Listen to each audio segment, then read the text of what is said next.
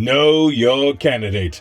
Presented by Portland is Possible, broadcasted by XRAY FM. In this segment, we offer a brief background on the visionary candidates that are proudly standing and running for the acclaimed Portland Area City Council. For now, we have a candidate of District 4 that incorporates downtown, Slabtown, Chinatown, Lincoln, Hillsdale, Eastmoreland, Goose Hollow, and the Pearl District. Hi, I'm Mike DiNapoli. I'm running for Portland City Council, District 4. How should the city think about balancing economic and environmental interests as the region grows? And on City Council, the thing that we have in our wheelhouse is what we can do with the codes, what we can do with permitting, and what we can do with planning and preparing for 10, 20, and 30 years out to balance our economic and environmental initiatives. We can do this through tax incentives and looking at how we step into allowing developers to build in our city and what the investment and the return on that investment is for them. So through our codes and through our permitting process, we can really balance the outlook of Portland now and into the future.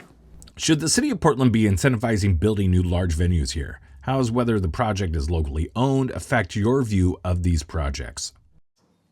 I definitely think that looking at the growth and development of venues and events within the city has a distinct economic and cultural impact that's a net benefit for the city through live events. So I do think that an investment in another or expanded venues that can bring larger shows is important, but where we put those venues and the type of operators that come into the city are important.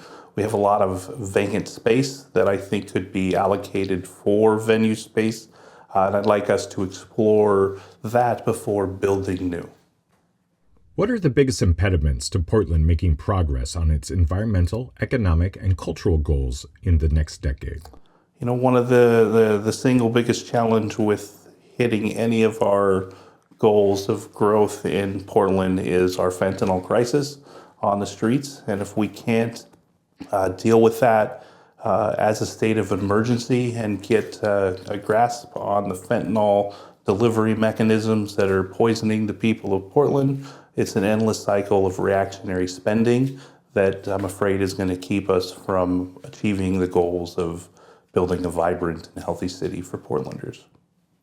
How do we use or progress our current infrastructure to withstand substantial growth in the city? Well, we need to be planning today for what this city's going to look like in 10, 20, 30, 40, and 50 years down the road. We need to be looking at preparing our city for a flood of climate refugees who are going to continue to fill the Pacific Northwest because we're going to weather this differently than other people in other communities. And so we need to look at infill densification in our city.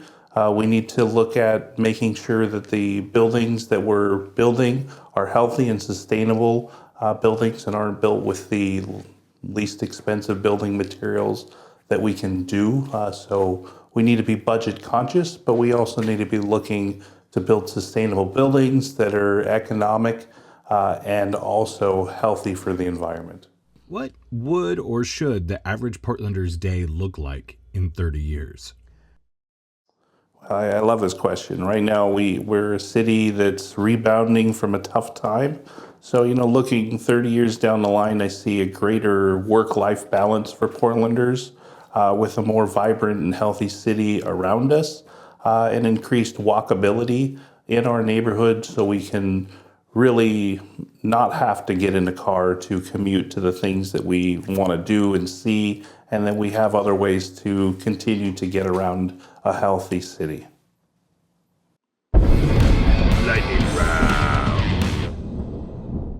Should the President Teddy Roosevelt statue come down? The Roosevelt statue should come back, as well as the Thompson Elk statue for sure. What's the last show or performance you saw? Well, a big one and the easy one is Pick-a-thon, because I definitely pick-a-thon hard this year. But Laugh Basement every Monday night is something I really enjoy, and some comedy is special to me and something Portland has a lot of, and so I enjoy that. Would you describe Portland as more grunge, more jazz, or more indie pop? Well, I think Portland is kind of grunge, so more grunge and with a taste of jazz. I think that's what we've always been. I think we're turning into more of an indie pop city. What's the most Portlandy thing you have seen this week? Most Portlandy thing I've seen this week.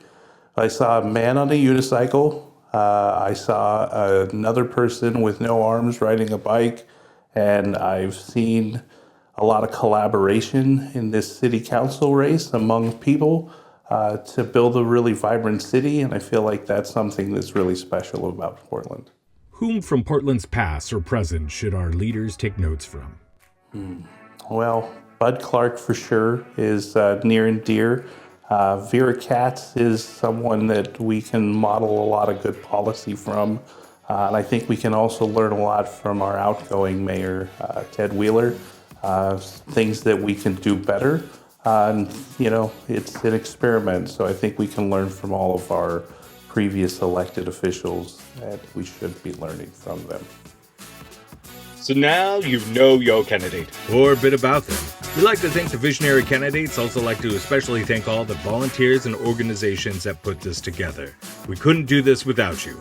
To look at each candidate, be a good Portland citizen, and to be a dashing and informed voter, listen to XRAY FM to learn about ballots and the new ranked choice voting system. And check out portlandpossible.org.